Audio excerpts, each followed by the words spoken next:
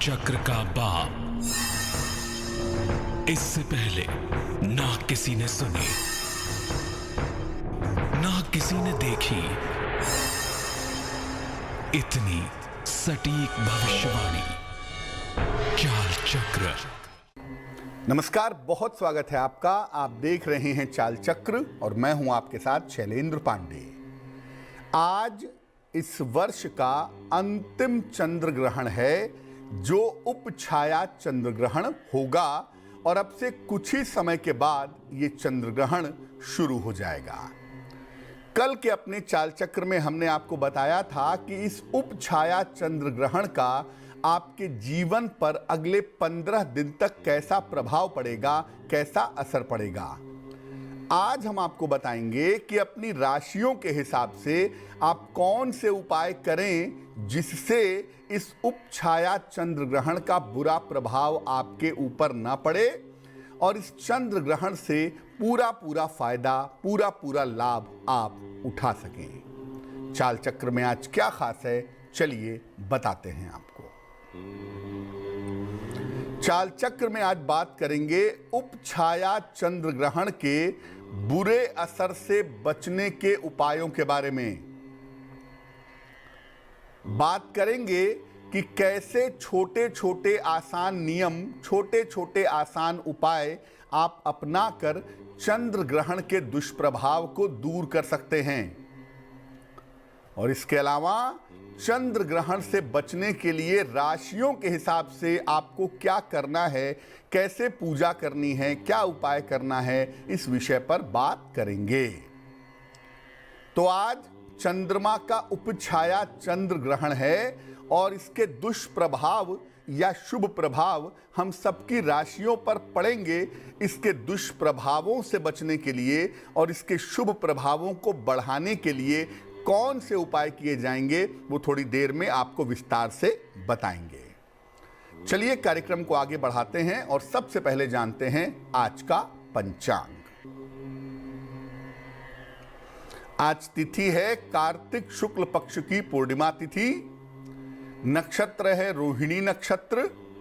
चंद्रमा वृषभ राशि में संचरण कर रहे हैं। राहु काल का समय सुबह के 7:30 से तकरीबन 9 बजे तक। पूर्व दिशा की तरफ यात्रा करने की आज मनाही है, लेकिन अगर यात्रा करना जरूरी है, मजबूरी है, तो जरा सी मिश्री खाके और दर्पण में, आईने में चेहरा देख करके अगर आप यात्रा करेंगे तो मुश्किलों से बचे रहेंगे। सबसे पहले ये जानें कि चंद्र ग्रहण का पूरा मामला क्या है। उसके पहले आपको बताते हैं वो टेलीफोन नंबर जिस पर फोन करके कार्यक्रम में आप जुड़ सकते हैं। हमारा फोन नंबर है 0120480733 0120480733। चलिए पहले आपको एक बार फिर से बता देते हैं कि ये जो चंद्र ग्रहण अभी लगने वाला है कुछ समय के बाद, इसका पूरा मामला क्या है। देखिए, ये ग्रहण उपछाया चंद्र ग्रहण है। उपछाया का मतलब होता है कि सूर्य और चंद्रमा के बीच में जब पृथ्वी आती है तो पृथ्वी पूरी तरह से नहीं आती, पृथ्वी की एक हल्की सी छाया चंद्रमा के ऊपर पड़ती है। इसलिए इसको उपछाया चंद्र ग्रहण कहा जाता है।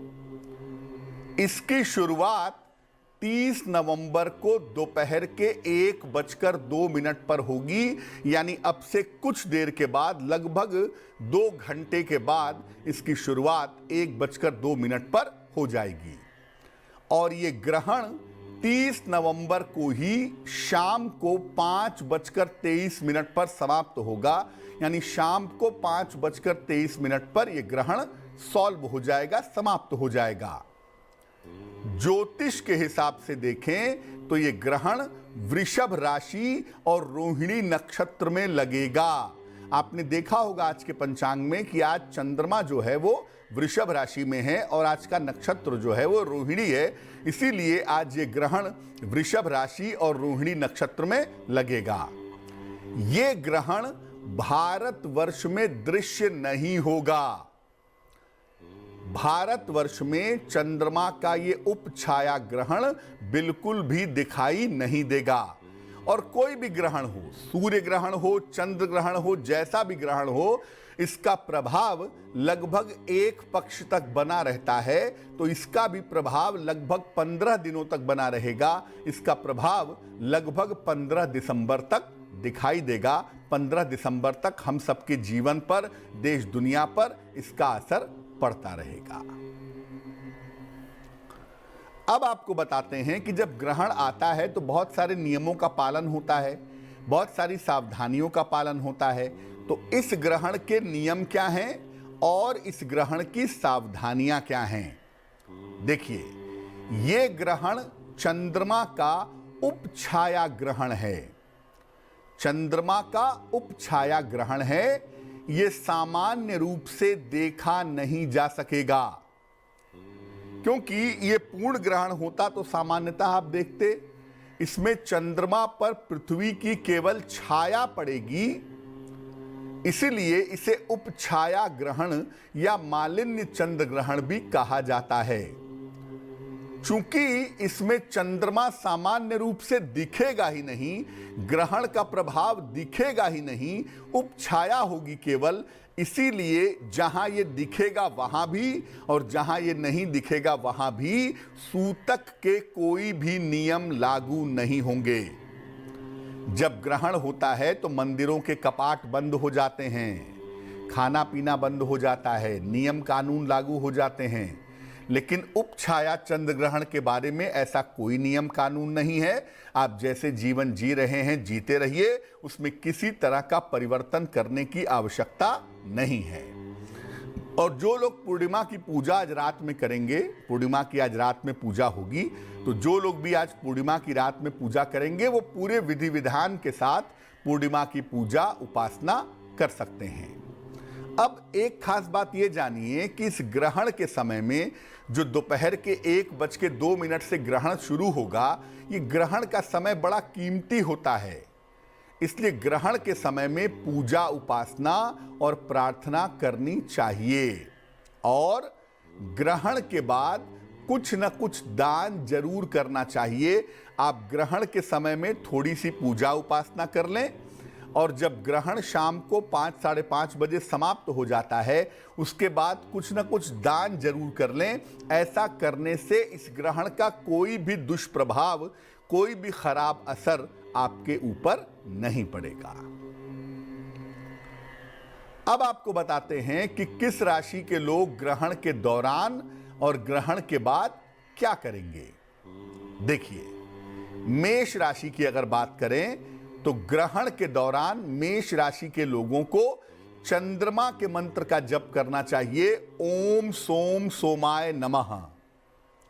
और ग्रहण जब समाप्त हो जाए तो उसके बाद पीली वस्तु का दान करना चाहिए, जैसे केला है, दाल है, हल्दी है। इसका दान करना इनके लिए बड़ा शुभ होगा। वृषभ राशि, ग्रहण के दौरान भगवान शिव के मंत्र का जप करिए। और आपको बहुत जरूरत इसलिए भी है क्योंकि ग्रहण आपकी राशि पर ही लग रहा है। इसलिए ग्रहण के दौरान नमः शिवाय का यानी शिव जी के मंत्र का अधिक से अधिक जप करिए। और जब ग्रहण समाप्त हो जाए तो आज शाम को सफेद वस्तु का, जैसे चावल है, चीनी है, दूध है, नारियल है, चांदी है, सफेद चीज का अगर आप दान करें तो आपके लिए बहुत अच्छा होगा। मिथुन राशि, ग्रहण के दौरान चंद्रमा के मंत्र का जप करेंगे, ओम सोम सोमाय नमः। ओम सोम सोमाय नमः इस मंत्र का जप करेंगे और ग्रहण के बाद खाने की वस्तु का दान करेंगे। खाने पीने की कोई भी चीज हो, बिस्किट हो, नमकीन हो, रोटी हो, सब्जी हो, भोजन हो, जो भी खाने पीने की चीज है उसका किसी निर्धन व्यक्ति को दान करें तो आपके लिए बहुत शुभ होगा। कर्क राशि, ग्रहण शुभ है आपके लिए। इसकी शुभता को बढ़ाने के लिए आप विष्णु सहस्त्र नाम का पाठ करिएगा ग्रहण के दौरान। और जब ग्रहण समाप्त हो जाएगा तो नहा करके 1 लोटा जल लीजिएगा और इस जल को ले जाकर के शिवलिंग पर चढ़ा दीजिएगा। छोटा सा काम करना है आपको। वैसे ग्रहण आपके लिए शुभ है, लेकिन अगर छोटा सा काम कर लेंगे तो ग्रहण और भी ज्यादा शुभ बना रहेगा। सिंह राशि, ग्रहण के दौरान भगवान शिव के मंत्र का जप करेंगे, नमः शिवाय, नमः शिवाय। और जब ग्रहण समाप्त हो जाएगा तो खाने पीने की चीज का दान कर देंगे किसी निर्धन व्यक्ति को, तो आपके लिए बहुत शुभ रहेगा। कन्या राशि, ग्रहण के दौरान चंद्रमा और राहु के मंत्र का जप करें। ओम सोम सोमाय नमः, पहले चंद्रमा के मंत्र का जप करें, इसके बाद राहु के मंत्र का जप करें।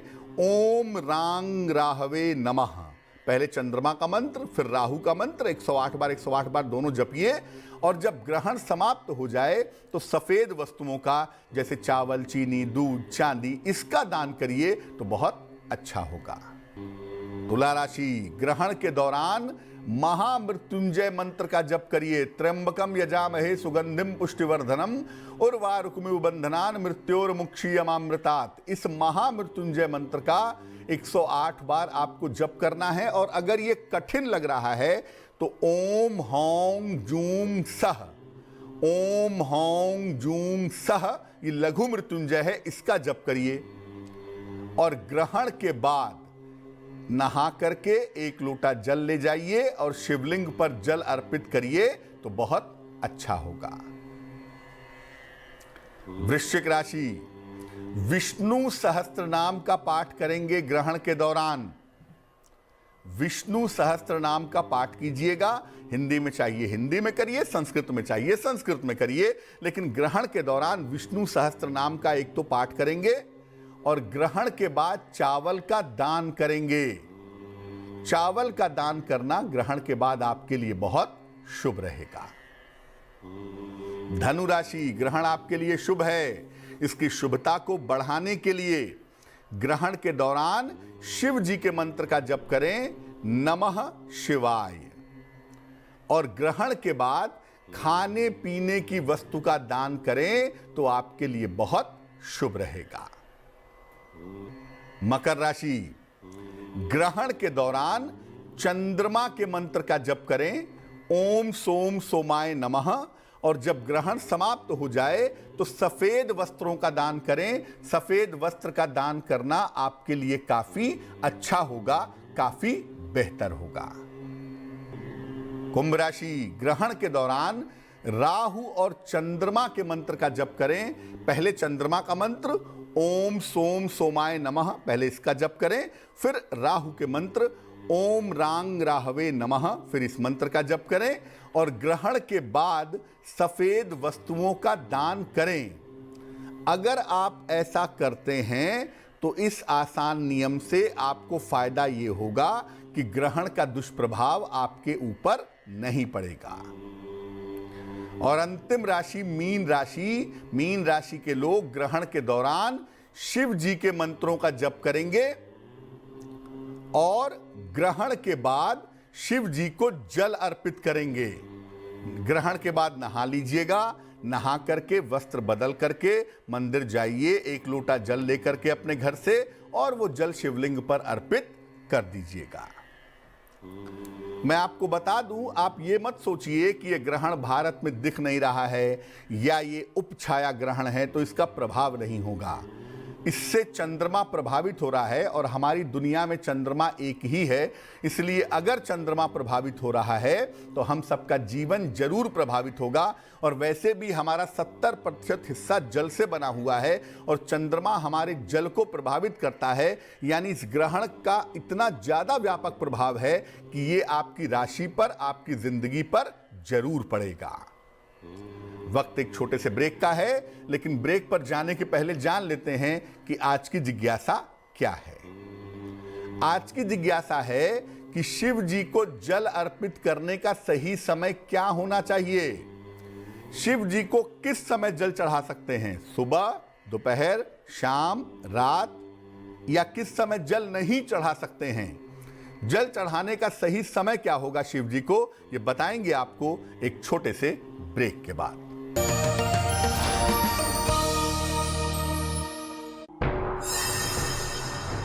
काल चक्र का बाप, इससे पहले ना किसी ने सुनी किसी ने देखी इतनी सटीक भविष्यवाणी। काल चक्र। स्वागत है आपका ब्रेक के बाद। ब्रेक पर जाने के पहले हम आपको बता रहे थे कि उपछाया चंद्र ग्रहण का अगर कोई दुष्प्रभाव है तो किन उपायों से उस दुष्प्रभाव को दूर किया जा सकता है। इस समय एक दर्शक हमारे साथ जुड़ रही हैं, पूजा हैं लखनऊ से, उनसे बात करते हैं। पूजा बताइए। प्रणाम पंडित जी। नमस्कार, बताइए। पंडित जी, मेरी डेट ऑफ बर्थ है 9 मार्च 1998। समय बताइए। समय 7:13। सुबह? शाम को पंडित जी। कहाँ पे जन्म हुआ है पूजा? लखनऊ में पंडित जी। पूछिए, आपका प्रश्न क्या है? पंडित जी, मेरी लाइफ मतलब हमको सेटिस्फैक्शन कोई चीज का है ही नहीं। मतलब इतनी टेंशन रहती है माइंड में और कुछ अच्छा करना चाहो उल्टा ही हो जाता है, पता नहीं क्या चल रहा है। और मेरी जगह लड़ाई सबसे पता नहीं होती है, मतलब सही से चल ही नहीं रही पंडित जी। करें क्या, कुछ समझ ही नहीं आता है कि लाइफ में कुछ कर भी पाएंगे कि नहीं। अब पेपर भी दिया था, पढ़ के गए तो कुछ भी क्वालिफाई वगैरह नहीं हो पा रहे हैं, पता नहीं क्या है। कन्या लग्न है पूजा आपका, राशि आपकी कर्क बनती है। दो मुश्किलें हैं इस कुंडली में। एक तो चंद्रमा आइसोलेटेड है, अकेला बैठा हुआ है, और दूसरा ये है कि आपका जो बुध है वो नीच राशि में विद्यमान है। इस वजह से मेंटल टेंशन बहुत ज़्यादा है, मानसिक रूप से आप बहुत कंफ्यूज्ड हैं और मानसिक रूप से आपके दिलो दिमाग में चिंताएं बनी रहती हैं, पहली बात। दूसरी बात ये है कि आप शिक्षा क्षेत्र में करियर बनाने के लिए कोशिश करिए। शिक्षा क्षेत्र में या बैंकिंग के क्षेत्र में अगर आप करियर की कोशिश करती हैं तो आपका करियर बेहतर हो जाएगा, लेकिन आपकी ज़्यादातर जो समस्या है वो मानसिक चिंताओं की है, तनाव की है, बुध और चंद्रमा की वजह से। आप ऐसा करें, एक पन्ना बनवा करके पहन लें, 6-7 रत्ती का पन्ना, चांदी की अंगूठी में, दाहिने हाथ की सबसे छोटी उंगली में। बुधवार की शाम को अगर आप पन्ना पहने तो आपके लिए बहुत ही शुभ होगा। और साथ ही साथ नित्य प्रातः सूर्य भगवान को अगर आप जल चढ़ाएं तो आपकी तमाम मुश्किलें हल हो जाएंगी। वक्त एक और छोटे से ब्रेक का हो गया है, लेकिन ब्रेक के बाद वापस आएंगे तो आपके और भी प्रश्नों के उत्तर देंगे, आपकी जिज्ञासा का समाधान करेंगे और बात करेंगे आज के लिए राशियों के राशिफल की।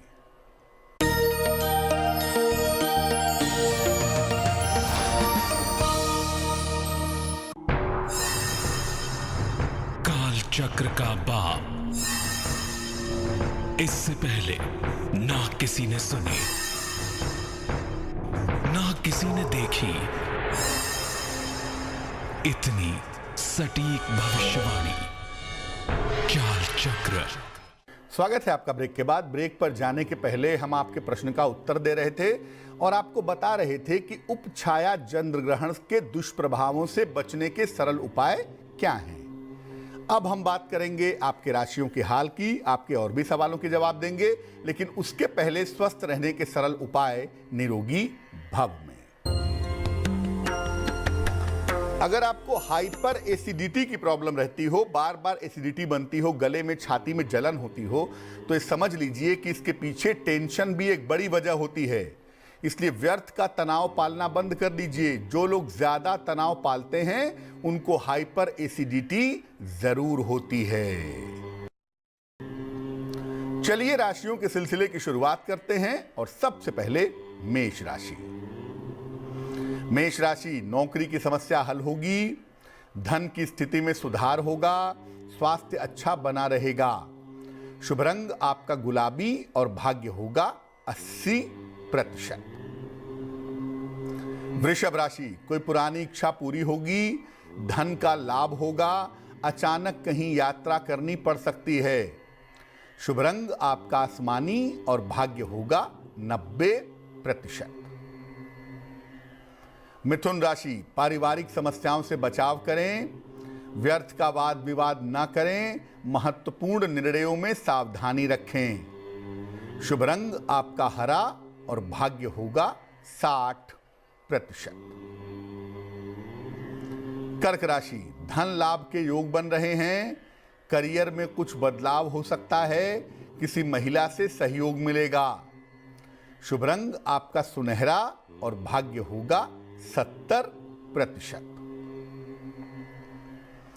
सिंह राशि, परिवार में खुशहाली आएगी, नौकरी की समस्याएं दूर होंगी, संपत्ति का लाभ इस समय हो सकता है।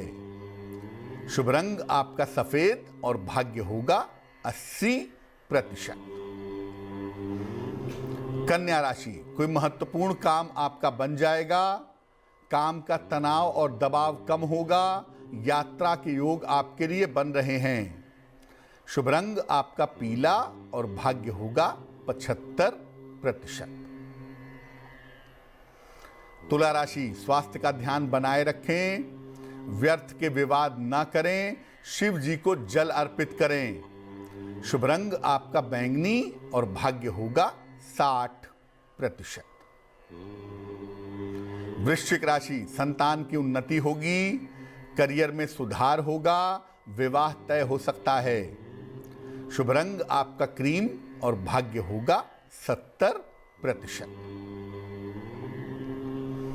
धनु राशि, परिवार में वाद विवाद हो सकता है, रिश्तों में उलझन पैदा हो सकती है, यात्रा के योग बने हुए हैं। शुभ रंग आपका नीला और भाग्य होगा 65%। मकर राशि, करियर में सफलता मिलेगी, मानसिक चिंताएं समाप्त होंगी, आर्थिक लाभ के योग बन रहे हैं। शुभ रंग आपका ग्रे और भाग्य होगा 75%।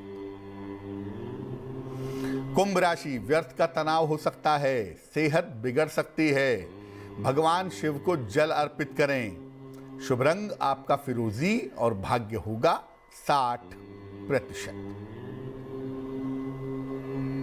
मीन राशि, करियर में लाभ होगा, रुके हुए काम आपके पूरे होंगे, छोटी यात्रा के योग बन रहे हैं।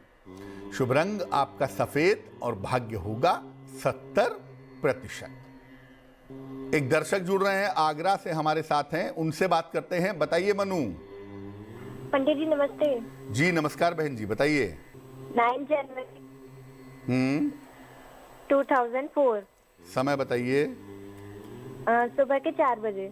कहाँ पे जन्म हुआ है? आगरा में। पूछिए क्या प्रश्न है। मुझे अपने करियर के बारे में पूछना है और मेरा स्टडीज में बिल्कुल मन नहीं लगता और करियर का थोड़ा पूछना है। आपका नाम क्या है? मन्नू। देखिए मनु, आप पढ़ाई लिखाई बिल्कुल नहीं करती हैं। कुंभ लग्न है आपका, वृश्चिक राशि है आपकी, शिक्षा की स्थिति बहुत ही कमजोर है, पढ़ाई लिखाई में या किसी भी काम में मन नहीं लगता है, कोई भी काम नहीं करना चाहती हैं। जब तक परिश्रम नहीं करेंगी, मेहनत नहीं करेंगी, करियर कैसे बनेगा आपका? भाग्य आपका अच्छा है, इसलिए जीवन में आप सफलता पा सकती हैं, लेकिन थोड़ा तो परिश्रम करना होगा ना। भाग्य के चित्र में मेहनत की स्याही भरनी ही पड़ेगी, दूसरा कोई रास्ता नहीं है।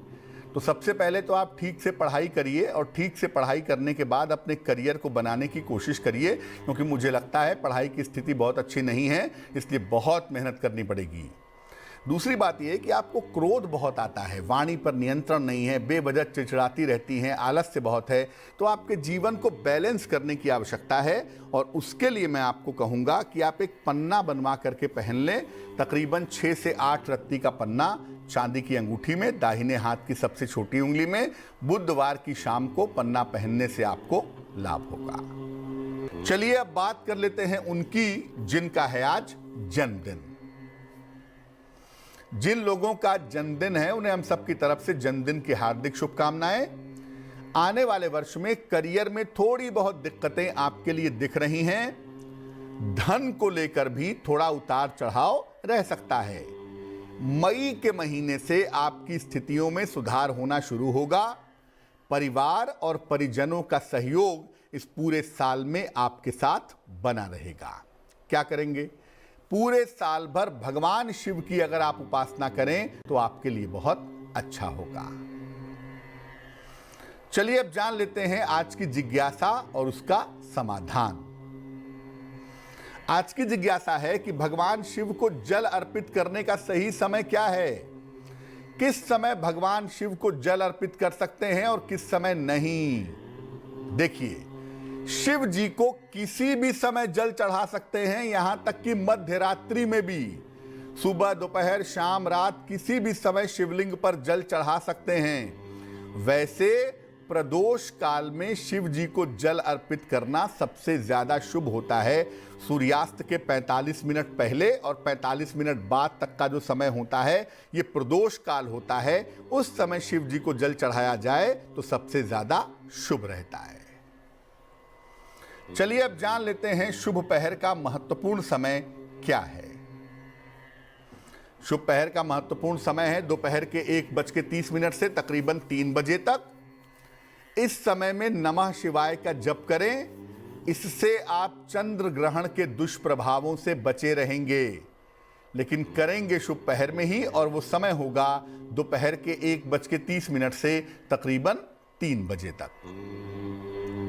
तो आज के लिए चाल चक्र में बस इतना ही। स्वस्थ रहिए, प्रसन्न रहिए, अपना बहुत ख्याल रखिए। मुझे दीजिए इजाजत और आगे जरूर देखिए रिश्तों की कहानी संजय सिन्हा के साथ। नमस्कार।